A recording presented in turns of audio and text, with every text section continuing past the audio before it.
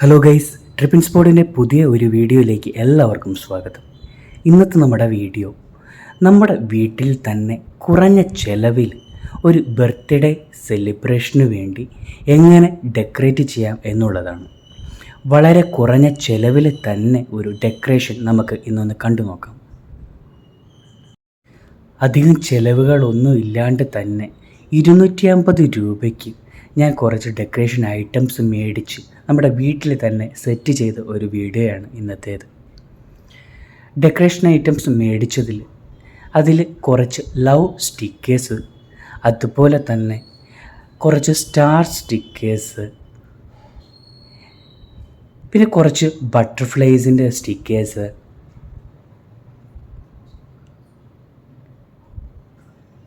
അതുപോലെ തന്നെ birthday letters,